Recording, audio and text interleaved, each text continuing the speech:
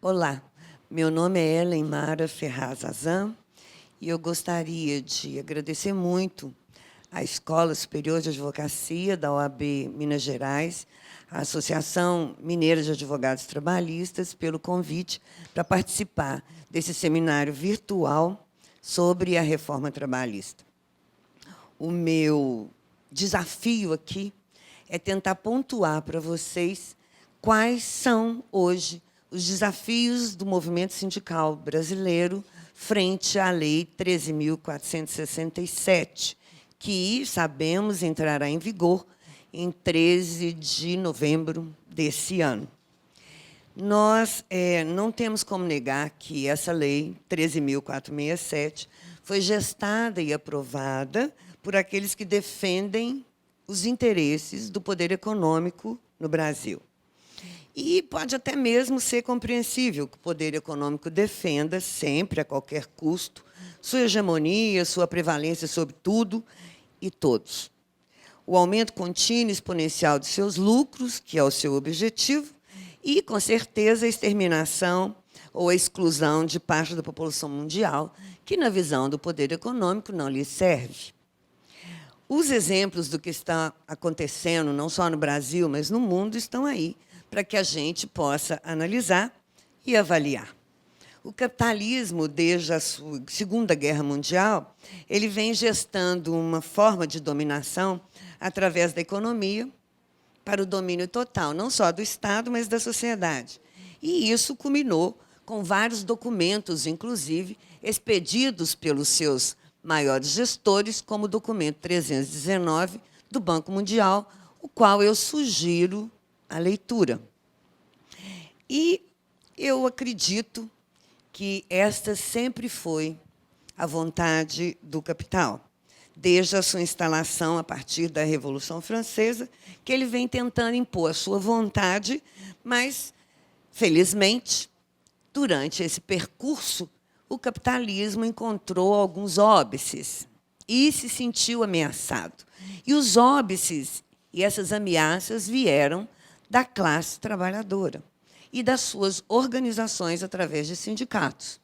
Se não fosse a classe trabalhadora organizada e lutando para reduzir um pouco a fome do capitalismo, certamente nós estaríamos ainda hoje com escravidão e com os regimes de servidão, que, me parece, que com a Lei 13.467, o capitalismo pretende retornar. Mas isso é uma pretensão dele. E somente a luta de classes entre capital e trabalho pôde impedir, naquela época do capitalismo surgido, essa fome incondicional do capitalismo. Não fosse isso, não teríamos o direito do trabalho, os direitos humanos e sociais, a Organização Internacional do Trabalho, os pactos de São José, não teríamos, não fosse a classe trabalhadora. E, no Brasil, não fosse ela, não teríamos, na Carta de 1988, os direitos humanos sociais e, muito menos, a previsão da prevalência do trabalho sobre o poder econômico. E, muito menos ainda, o objetivo e fundamento do Estado Democrático de Direito por justiça social. E o que a gente viu é que só depois de muita luta da classe trabalhadora, muita luta, muita greve, muita morte, e não menos que 2 guerras mundiais, foi que o sistema capitalista liberal resolveu ceder a algumas das reivindicações da classe trabalhadora. E essas organizações da classe trabalhadora, que se explicitaram aí por meados do século passado, lá em torno dos anos 50, ele reivindicava não somente salário, não a terceirização, não a pejotização, não só a previdência social, mas ele queria um novo tipo de sociedade. Na verdade, as reivindicações maiores das organizações sindicais da classe trabalhadora no Brasil, na década de 50, e ela seguiu aí, pelo menos, até a década de 60, estava vinculada a uma sociedade pós-capitalista, a uma sociedade mais justa, sem explorados, sem exploradores. Bom, mas o movimento sindical ele estava um pouco dividido nesse período, e existia duas linhas do movimento sindical que se debatiam sobre objetivos. Uma era social-democrata, que achava que, mesmo com o capitalismo, era possível que a classe trabalhadora não fosse muito explorada. E outra, revolucionária, que dizia sempre o sistema capitalista vai nos explorar, ou mais ou menos. Vai depender sempre da correlação de forças. Bom, o sistema capitalista, quando se viu ameaçado por uma possibilidade da sociedade realmente optar por um outro modelo que não o dele, ele cede, vai, depois da Segunda Guerra Mundial, estabelecer novos contornos para esse sistema. Então, ele deixa de ser Estado liberal e passa a ser Estado capitalista de viés social, que é o que a gente conhece como Estado do bem-estar social. Ele deixa a produção taylorista para adotar uma produção fordista, onde ele vai, além de dominar toda a estrutura da fábrica, ele vai tentar dominar também as organizações da classe trabalhadora e, mais, colocando para a sociedade que era possível, numa produção em massa, o consumo em massa. Então, as pessoas se transformariam em consumidores, atrozes, como nós somos hoje, e ficariam felizes e satisfeitas com o modelo capitalista. E, no mundo do direito, ele traz para o Estado a regulação em 3 aspectos dos movimentos. Ele estabelece que o Estado vai regular, através da lei, as garantias básicas e mínimas para que um trabalhador possa ser explorado pelo seu empregador. Ele estabelece também a negociação coletiva como meio de se aumentar cada vez mais a possibilidade do trabalhador se defender da fome do capitalismo e ainda poder construir a progressividade dos seus direitos.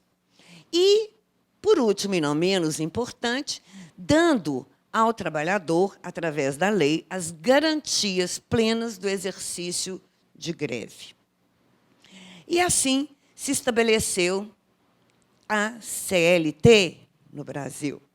E essa CLT, é bom que a gente estabeleça aqui para todos, ela não é de 43. Essa CLT ela foi modificada durante todos esses anos em mais de 800 artigos. Então, ela não é velha e, muito menos, a Lei 13.467 pode ser considerada típica de modernidade. Não, ela é típica de uma sociedade capitalista, liberal, que vigiu, inclusive, antes dos anos 50, aqui no Brasil. Bom, mas, nesse período, o sistema capitalista, então, para impedir que os trabalhadores assumissem o poder, delibera fazer essas supostas concessões. Na verdade, o sistema capitalista, os donos das empresas, os donos do poder econômico, se aquietaram por um momento para tentar, com o tempo, reconstruir a possibilidade deles atacarem novamente a classe trabalhadora e voltar a ser ter o seu viés principal, que é o liberalismo e a exploração total. Durante esse período, o capitalismo não parou a sua exploração, não parou de ter lucro. A CLT sempre garantiu a eles o lucro, a exploração. E o que é muito interessante, a CLT ela veio garantindo os direitos individuais, mas, ao contrário do que deveria ter acontecido, ela também veio para transformar as organizações dos trabalhadores em entidades e instituições para cumprimento dos objetivos do capitalismo. Então, o sindicalismo e as organizações dos trabalhadores deixaram de ser aquelas organizações que lutam efetivamente contra o sistema de exploração para ser um mero gestor de conflitos no sistema e para o sistema capitalista. A CLT, então, veio e engessa toda essa organização, transforma os sindicatos em poder de Estado, estabelece contribuições compulsórias, estabelece que o sindicato é para servir enquanto Estado, ou seja, não para construir uma sociedade mais livre e justa, mas para exclusivamente compor o conflito entre o capital e o trabalho. Isso aconteceu de tal forma, claro que teve luta, claro que houve revoltas, claro que nos anos 60 houve uma retomada das lutas pelo movimento sindical, mas que foi abafada pela ditadura militar, mas eles conseguiram, através da mídia, através da batalha ou do debate ideológico no interior das fábricas, convencer a classe trabalhadora de que nem existia mais classe trabalhadora. E convenceram também de que não era necessário sindicato, que a empresa era parceira do trabalhador, então que sindicato não precisava mais existir. E, neste período, ela veio implementando, então, o sistema capitalista veio implementando todas as formas possíveis de se voltar e se retornar ao seu estado inicial, que é esse de exploração através da escravidão e da servidão, que ela tenta agora novamente. Mas nós tivemos resistências. E uma das resistências mais importantes que eu, basicamente, considero, foi a resistência do final dos anos 70, início dos anos 80, quando ressurge um sindicalismo não só de resultado, mas um sindicalismo revolucionário. Um sindicalismo que propunha não só a melhoria das condições de vida da classe trabalhadora, como também uma alteração do modelo de Estado, de um modelo de exploração, para que se estabelecesse efetivamente a justiça social. Mas, no mundo, neste período, estamos falando aí da década de 80, já estava acontecendo um retorno do capitalismo social para o capitalismo liberal. E não era possível que a luta permanecesse nos anos 80 sem que se estabelecesse um compromisso de paz e um compromisso chamado pela doutrina de compromisso fordista, que foi feito lá na década de 50, dentro da nossa Constituição. Teríamos que transformar o compromisso fordista, a legalização da classe trabalhadora, a autonomia e a liberdade dos sindicatos, uma nova possibilidade de existência dos trabalhadores e dos seus movimentos no sistema capitalista, na Constituição. E esse foi o movimento que eu acho que é da maior importância, que efetivamente construiu os direitos humanos e sociais da classe trabalhadora na Carta de 1988. Essa construção feita pelo novo sindicalismo realmente foi em um determinado momento onde a correlação de forças entre capital e trabalho estava razoavelmente equilibrada. E o capital não gostou da Constituição de 88. E fez de absolutamente tudo para que ela não se efetivasse. E essa não efetivação da Constituição acabou que reduziu a correlação de forças entre capital e trabalho, começou a terceirização, a flexibilização dos direitos na década de 90, e a gente dizia, mas a Constituição não permite isso. Mas as coisas foram acontecendo, o judiciário dizia, bom, o direito tem que correr atrás do fato, a Constituição proíbe, mas o fato está aí, então eu vou regular. regula através de súmulas, como o caso da terceirização, por exemplo. E o que acabou por acontecer é que a força do capital se tornou imensa no mundo e no Brasil. E, com essa força total, ela deliberou, através de todo tipo de artimanha, além de não deixar que os direitos fundamentais fossem efetivados, que ela conseguisse acabar efetivamente com a Constituição. Ou seja, era necessário para o poder econômico seguir a sua exploração e estabelecer cada vez maiores lucros, e isso assim, sem pensar em pessoas, sem humanidade, porque, na verdade, não existe capital humanizado, né? Nós sabemos disso. O capital ele existe para transformar o capital em mais lucro. As pessoas não são importantes para o sistema econômico mundial e o brasileiro também. Assim, além deles terem gestado junto ao legislativo e ao executivo essas alterações, essas flexibilizações dos direitos sociais, eles também gestaram a destruição das organizações da classe trabalhadora, dos sindicatos, através de discursos contrários aos sindicatos, através de propagandas dizendo que o sindicato só quer o dinheiro do trabalhador, como se o sindicato não fosse o próprio trabalhador dentro de uma determinada estrutura física. E os trabalhadores começaram a acreditar nisso. Houve essa batalha ideológica e, infelizmente, o capital ganhou essa batalha. Os sindicatos, a classe trabalhadora, não conseguiu se opor a toda essa mídia, a todo esse bombardeio e propaganda realizado pelo capitalismo contra as organizações da classe trabalhadora.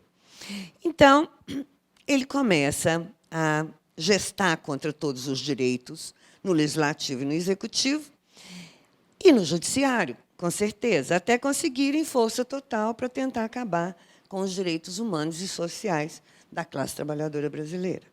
Essa força total ela foi amealhada através da corrupção, que acabou por dominar todas as instâncias do poder republicano brasileiro, tanto o executivo quanto o legislativo, e, infelizmente, também o judiciário. A mídia também é um instrumento utilizado, e ainda uma considerável parte da rotulada classe média, que, exatamente, eu acredito, em razão desse combate às organizações da classe trabalhadora, essa nossa classe média não se sente parte da classe trabalhadora. Ela se sente acima da classe trabalhadora. Ela não se sente inserida nessa classe trabalhadora, porque ela acha que a classe trabalhadora é uma coisa ruim, e como ela tem um pouco mais de dinheiro do que o trabalhador da fábrica, do chão de fábrica, ela se acha melhor. E aí ela apoia absolutamente não a classe a qual ela pertence. Ela atrai a classe a qual ela pertence e vai defender o poder econômico. Mas o poder econômico vai atingi-la também, não temos dúvidas. Mas não podemos negar também que essa classe trabalhadora, inclusive a classe média, ela também se acomodou. Acomodou com a sua legalização, deixando, inclusive, de ter sentimento de classe, ou mesmo vinculação com suas próprias organizações, os sindicatos. E foi durante todo esse período bombardeada e atacada pelos poderes constituídos, especialmente o Poder Judiciário Trabalhista, que lhe negou direitos até mesmo constitucionalizados. E aqui eu gosto de ressaltar mesmo, para todos, sem a menor vergonha, de que o Poder Judiciário se prestou a gerir e a gestar a vontade do poder econômico da não efetivação da Constituição. Claro que existem juízes que se diferenciam, que têm visão social do direito, mas, infelizmente, nós sabemos que não foi o entendimento desses juízes que prevaleceu no nosso Supremo Tribunal Federal, no Tribunal Superior do Trabalho, no Superior Tribunal de Justiça.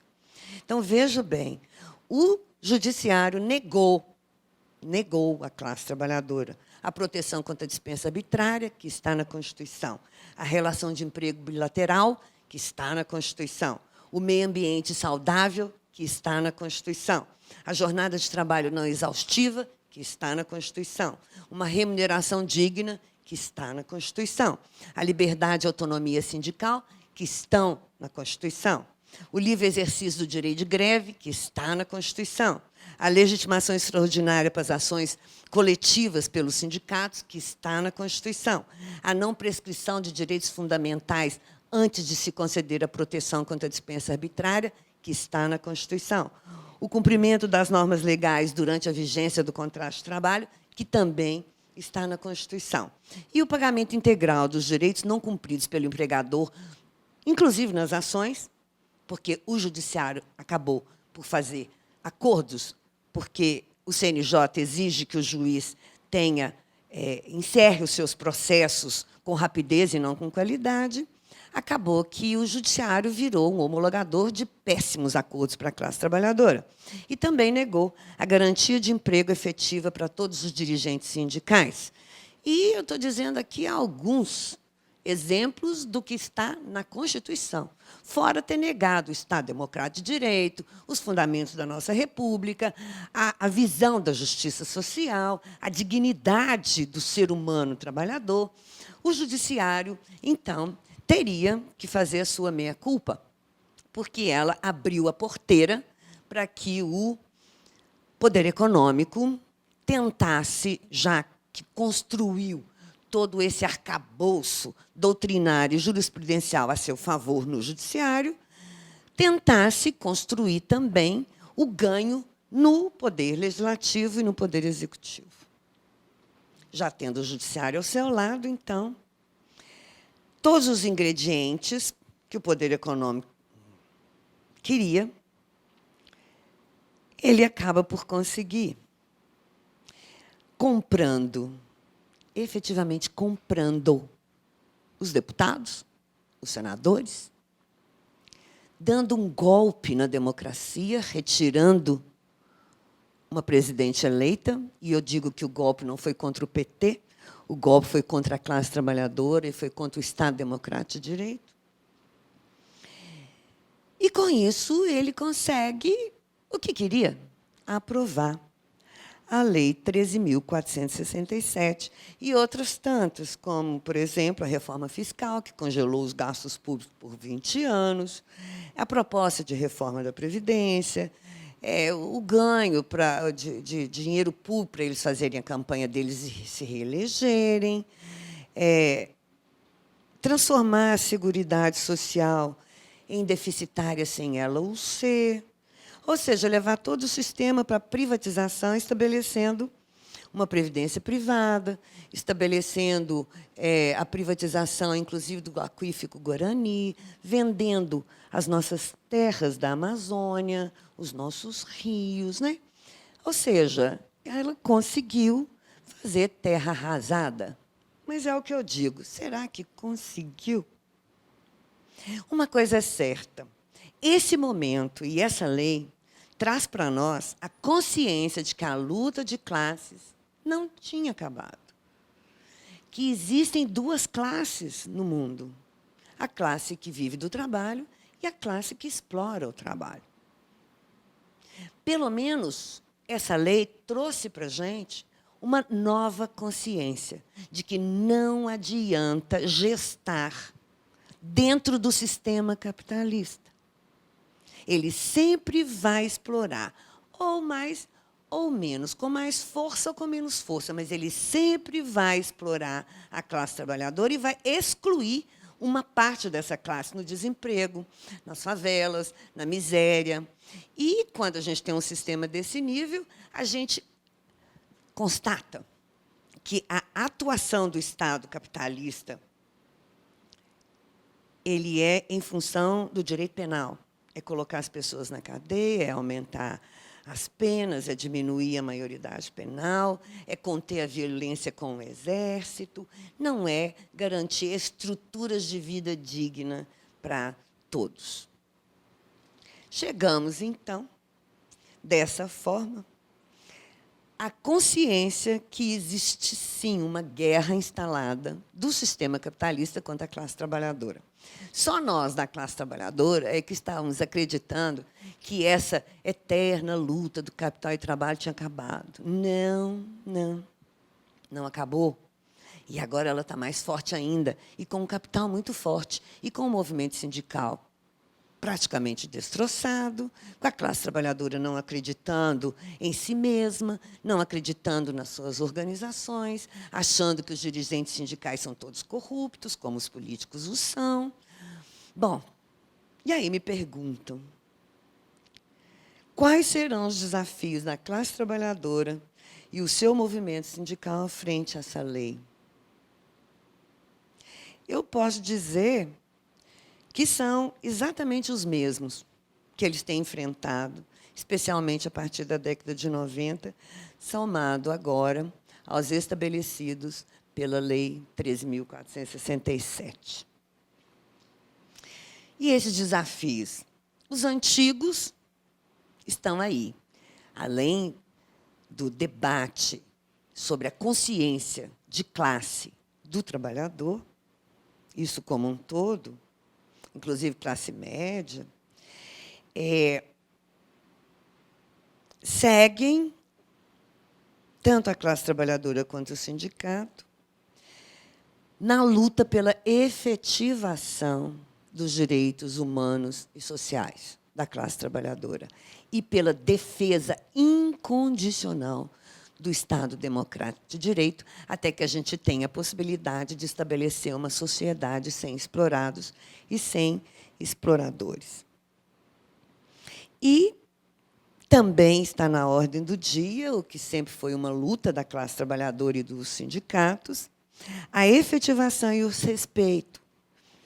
o respeito pelos poderes constituídos e pelas empresas dos direitos humanos e sociais que já lhes são garantidos pela Constituição de 88 e pelos tratados internacionais que estão hoje no ordenamento aderidos, né, ao ordenamento jurídico brasileiro. Mas quais seriam, então, esses novos desafios somados a esses já antigos desafios? Bom, o primeiro, para mim, seria evitar a ruptura do patamar mínimo civilizatório, seja através da lei ou da negociação coletiva. Evitar o não cumprimento do princípio da progressividade dos direitos sociais. Reconstruir as suas organizações de forma unificada, e não na unicidade, eu digo unificada. Abandonar os conceitos de representação sindical vinculados à relação de emprego.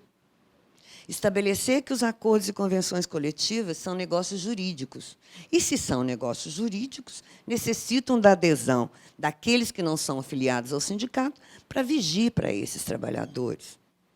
Instituir a liberdade e autonomia sindical, se livrando de qualquer tipo de intervencionismo, público ou privado, inclusive se livrar da contribuição sindical compulsória ou opcional. Estabelecer a efetiva liberdade de associação individual e coletiva e fazer valer a Convenção 98 da OIT, que foi ratificada pelo Brasil e que é indissociável da Convenção 87. O artigo 23, item 4 da Declaração Universal dos Direitos do Homem, ratificada pelo Brasil em 48, que diz que toda pessoa tem o direito de fundar com outras pessoas sindicatos e de se filiar em sindicatos para a defesa de seus interesses. Fazer cumprir o artigo 1º da Declaração da Filadélfia, liberdade de expressão e de associação é uma condição indispensável a um progresso ininterrupto. Fazer cumprir o Pacto de Direitos Civil e Políticos e o Pacto de Direitos Econômicos, Sociais e Culturais, incorporados pelo Brasil em 1992, pelos decretos 591 e 592, de 6 de julho de 92, que nos faz compreender a não vigência, desde 1992, do inciso 2º do artigo 8º da Constituição, que estabelece a unicidade sindical e a divisão da classe trabalhadora por categorias. O Pacto de São José de Costa Rica, a Convenção Americana de Direitos Humanos, promulgada pelo Brasil pelo Decreto 678, de 6 de novembro de 92, que assegura a plena liberdade sindical, ressalvado exclusivamente os casos vinculados à segurança nacional. Também a Convenção 141 da OIT, ratificada pelo Brasil pelo Decreto 1703, de 95, que é a cópia exata da Convenção 87 da OIT, que não foi ratificada. Mas como a 141 o foi, e ela é cópia exata da 87, não precisamos da Convenção 87 para estabelecer a plena vigência do caput do artigo 8º da nossa Constituição, que já determina a liberdade e autonomia sindical. O artigo 24 da Declaração Sociolaboral do Mercosul, que foi revista em 2005 e foi transformada em artigos 16, 17 e 18, temos que também preparar as negociações coletivas à luz das necessidades dos trabalhadores, fazendo com que esses participem efetivamente dessas negociações, não flexibilizar, muito menos pressionado por verbas para a sobrevivência do sindicato. Temos que disputar efetivamente as comissões de empresa, inclusive as CIPAs, trazendo seus membros para as instâncias tanto de formação quanto de deliberação dos sindicatos. E temos que deixar de considerar a negociação coletiva como um instrumento do capital, simplesmente para acalmar a classe trabalhadora. Temos que adotar a negociação coletiva como meio de explicitar conflito, preparando as intervenções fora do âmbito da aplicação da Lei 13.467. E mais, atuar politicamente em favor da classe trabalhadora, sem estabelecer nenhum tipo de acordo com o capital, porque não adianta eleger deputados e senadores que se dizem a favor da classe trabalhadora, mas que chegam lá e fazem acordo com o poder econômico, se estabelecem defendendo os contratos do poder econômico, dando dinheiro para bancos, não construindo uma sociedade mais justa, como o que aconteceu nos últimos anos. Se alguém tem o interesse de saber de toda essa legislação internacional que já aderiu à Constituição, com força, inclusive, constitucional, no nosso ordenamento jurídico, eu sugiro uma leitura da tese de doutorado que está depositada na PUC Minas, que foi defendida esse ano pelo professor da Escola Dom Helder Câmara, Bruno Ferraz Azan. E vocês podem me perguntar, tá bom, mas ok, mas como é que nós vamos fazer tudo isso? E frente a essa lei?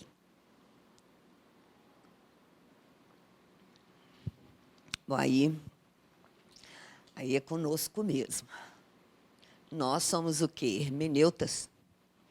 E, como tais, nos cabe assessorar as entidades sindicais e os trabalhadores, não dirigi-los, hein? Veja bem, assessorá-los, porque vai ter sindicato que vai querer e vai ter sindicato que não vai querer, até ter a consciência de absolutamente tudo que está acontecendo. Mas eu acredito que, como hermeneutas, nos cabe assessorar as entidades e os trabalhadores para a consecução dessas tarefas que são algumas das tarefas que eu enumerei aqui, mas são vários outros desafios, através do nosso conhecimento e da nossa capacidade de interpretar.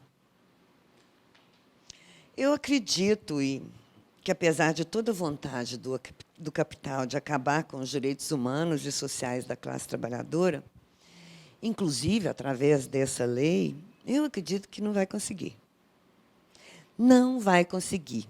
Se nós abrirmos um bom debate dentro da nossa área de atuação, com os atores sociais e com os aplicadores da lei. E, para tanto, nós vamos ter que levar ao judiciário bons fundamentos, porque também não adianta querer que o judiciário nos dê decisões aplicando a Constituição ou interpretando a lei na base da Constituição e não a Constituição à base da nova lei, se nós não levarmos para eles os argumentos.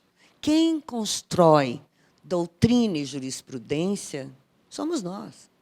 Se a gente não se preparar, não estudar, abandonar o cola-copia e, efetivamente, ir para uma advocacia combativa do jeito que prometemos quando recebemos a nossa carteira, em defesa, não é do socialismo, não é do comunismo, nada disso, é do Estado Democrático de Direito, os juízes, certamente, não terão como fazer nada, a não ser defir o pedido nos termos da Lei 13.467. Já imaginaram advogados entrando na Justiça pedindo o cumprimento dessa lei?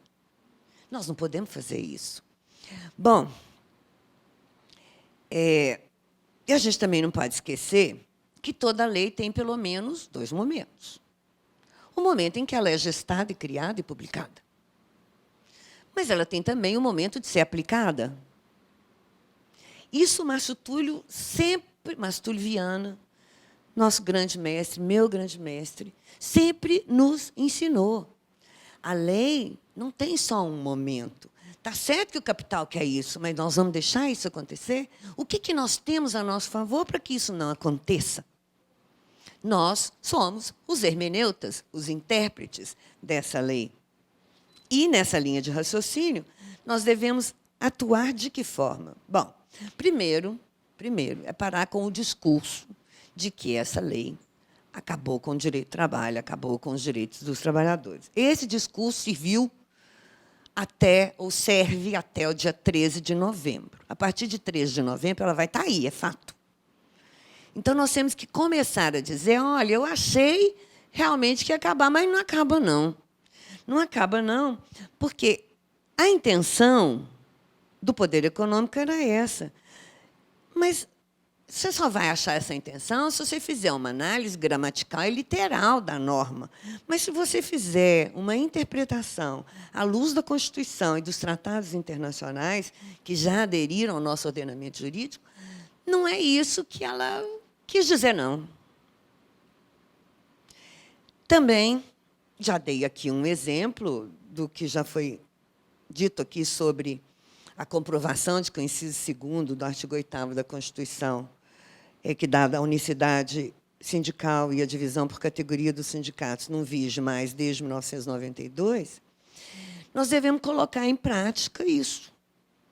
E vamos aceitar a liberdade, a autonomia sindical, e vamos fortalecer não só as organizações sindicais, mas vamos fortalecer as normas constitucionais e os tratados internacionais de direitos humanos. Temos que trabalhar com isso.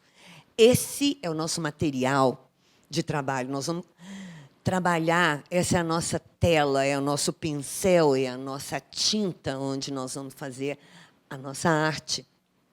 Bom, essa vigência, então, da lei, ela tem que ser considerada, no meu entendimento, como uma abertura, uma nova oportunidade de efetivarmos a Carta de 88 e o Estado Democrático de Direito. Porque estava tudo congelado, tudo resolvido pelo judiciário, por essa jurisprudência e doutrina flexibilizante em relação ao que tínhamos antes. Bom, mudou. Se mudou o que tínhamos antes, eu quero enterrar essa jurisprudência, eu quero enterrar essa doutrina, eu quero construir doutrina nova.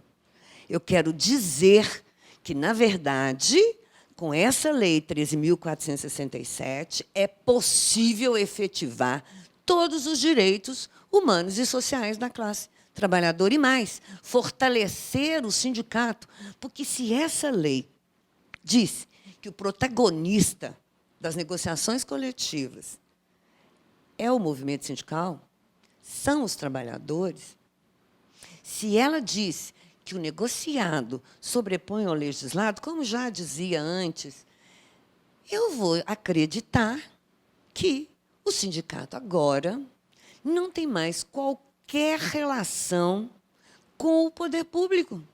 Ele é simplesmente entidade jurídica de direito privado, não precisa se registrar no Ministério do Trabalho, não precisa se dividir em categoria, ele é livre, ele é autônomo na defesa dos interesses da classe trabalhadora.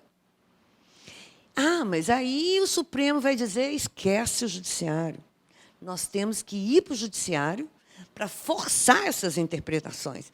Ah, mas o Supremo, eu vou repetir aqui uma frase que não é minha, infelizmente, eu gostaria que ela fosse: Supremo só é bom de frango. O Supremo Tribunal Federal tem nos dado a certeza, a gente desconfiava, mas hoje nós temos a certeza que o Supremo Tribunal Federal não é parte do Poder Judiciário, ele é parte do Poder Executivo. Ele está ali para, infelizmente, cumprir a vontade que o capital hoje comanda. Bom, então, eu proponho mesmo enterrar a jurisprudência que flexibilizou os direitos sociais, enterrar essa doutrina que defende os interesses do poder econômico e vamos aplicar essa nova lei. Vamos aplicar, com a possibilidade de efetivação dos direitos humanos. E aí é o aplicar não aplicando, como nos ensina também Márcio Túlio e Valdete Souto Severo. O que é aplicar não aplicando? É dizer, esta lei tem um artigo que me dá uma quarentena para determinada pessoa ser recontratada.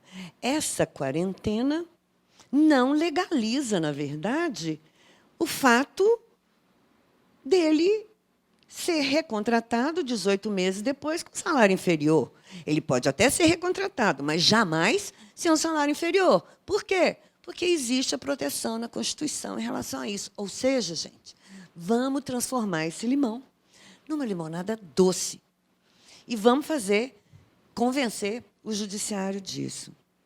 Eu acho que é uma oportunidade nova que se abre para a gente quebrar esses entendimentos jurisprudenciais contrários à Carta de 88 e de construirmos essas novas doutrinas, novos métodos de atuação e novas jurisprudências.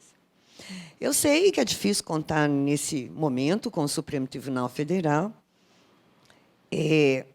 mas eu acredito que, com bons e novos fundamentos e com resistência, nós vamos poder contar com os juízes do trabalho que possuem consciência social e capacidade intelectual, para iniciarmos uma nova jurisprudência até que a gente consiga a revogação dessa lei, que certamente, gente, não vai vir do judiciário nem de nós, advogados.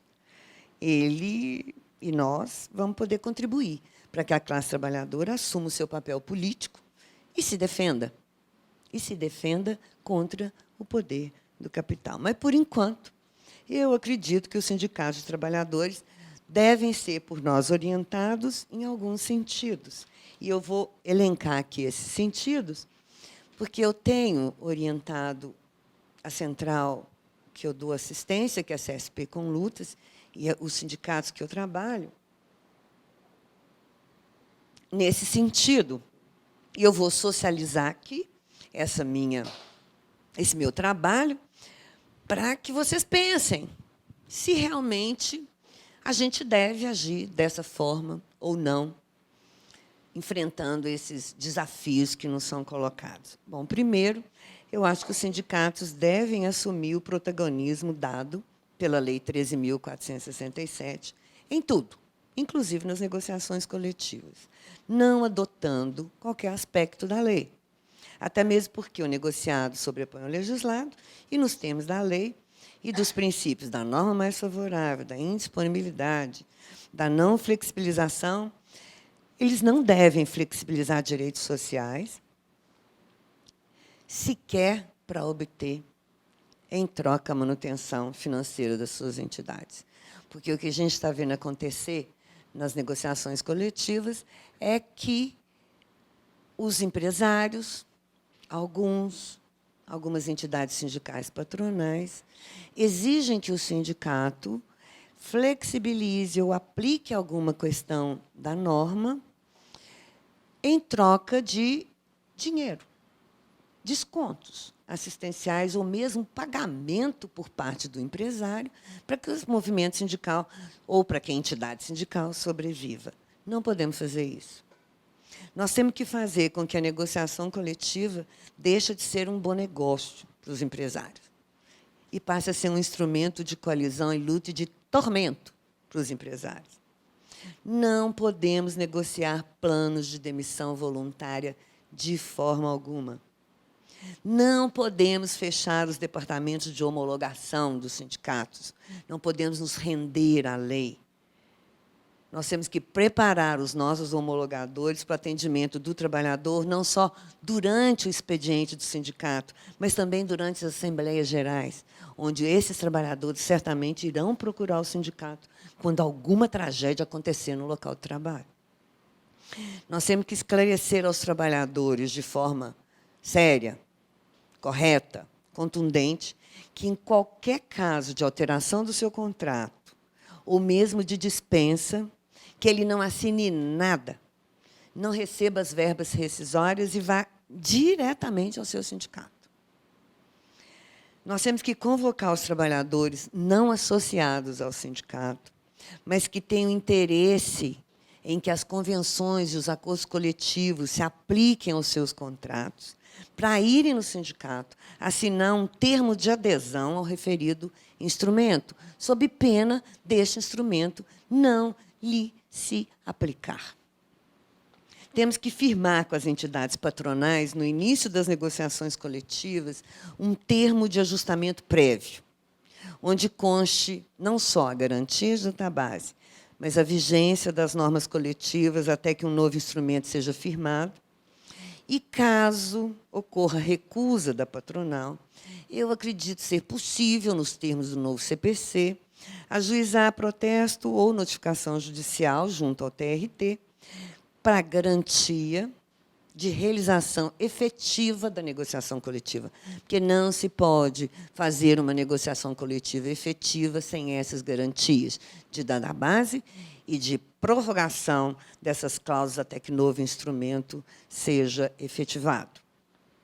Colocar na negociação coletiva cláusulas no sentido de ficar reconhecido pela patronal e pelas empresas que os sindicatos e trabalhadores assistidos pelos seus sindicatos são beneficiários de justiça gratuita em todas as ações movidas em defesa dos direitos sociais e que as empresas serão sempre responsáveis pelo pagamento de honorários periciais em ações trabalhistas e pelo pagamento de seus próprios advogados, não se aplicando as previsões do 791 da lei.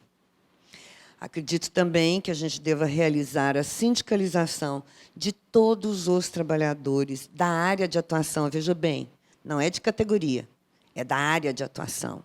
Em todo o setor da indústria, por exemplo, e não só químicos, metalúrgicos e outros, não, de todo o setor da indústria, inclusive profissionais liberais, autônomos, terceirizados, desempregados, membros de PJs, né? E todos aqueles que estiverem prestando serviço direto, indireto, ou mais ou menos, ou em casa, ou intermitente. Nós temos que organizar a classe trabalhadora e trazê-los para dentro do sindicato.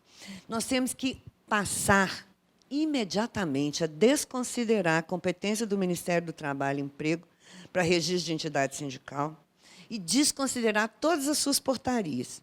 E, para tanto, nós vamos utilizar os fundamentos das decisões do STJ, do Mandato de Segurança 29 e 190, de 1989, e os fundamentos da súmula 677 do Supremo Tribunal Federal, que são ótimas decisões e que foram muito mal interpretadas, mal com U, não só com L, pelo Ministério do Trabalho, que restabeleceu uma intervenção que o Supremo não autorizou, mas as portarias foram acontecendo e a gente foi acreditando que portaria não era porcaria e as coisas foram acontecendo. Nós temos que desprezar tudo isso e usar esses fundamentos.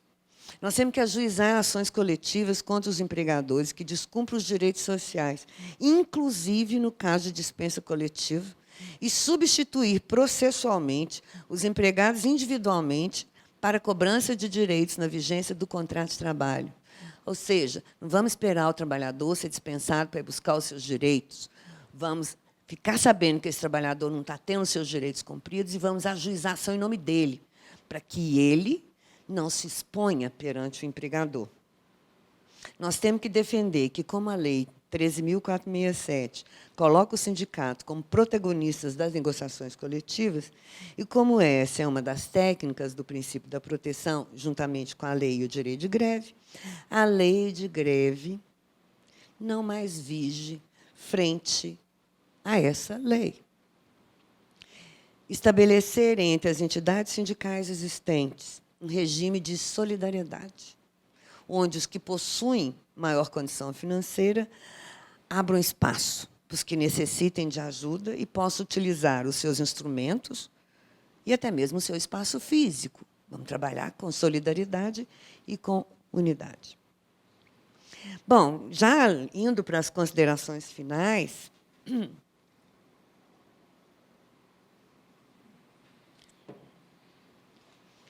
eu gostaria de lembrar que a Lei 13.467 foi aprovada e entra em vigor 13 de novembro próximo. Isso é fato.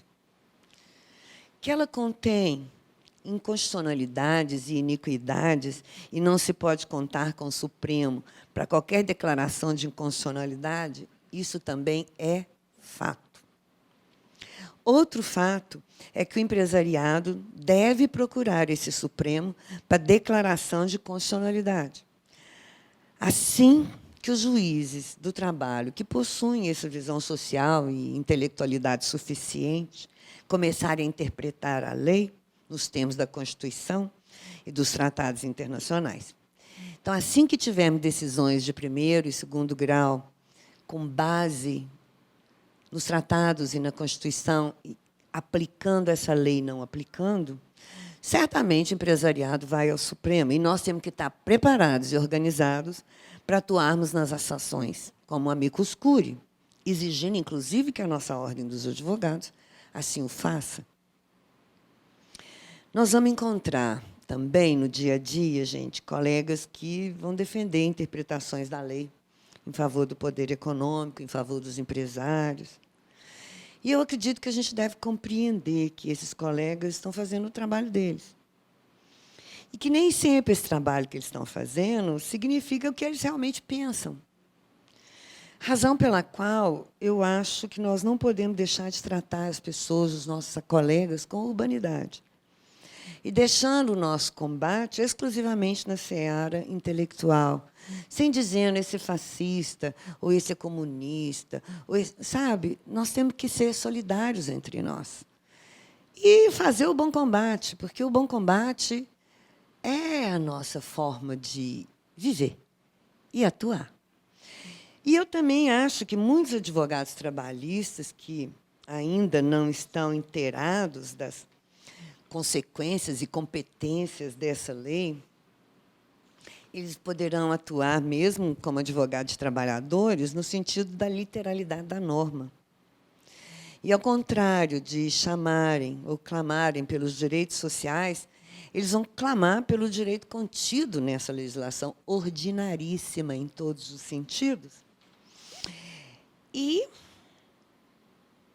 isso vai ser péssimo, porque todos nós temos que fortalecer a visão da Constituição. Então, é fundamental que a gente fortaleça a Associação Mineira de Advogado Trabalhista, a Associação Brasileira de Advogado Trabalhista, as ordens dos advogados, os cursos, sabe, e os seminários, os congressos, para que isso não aconteça. Mas, se isso vier a acontecer, nós temos que ajudar esses nossos colegas a compreender o que está acontecendo. E, para isso, eu estou ousando aqui sugerir que a gente abra um espaço na nossa agenda para que esses colegas tenham possibilidade de consultar antes de ajuizar essas ações, de perguntar quais são os fundamentos que eu devo usar para isso ou para aquilo.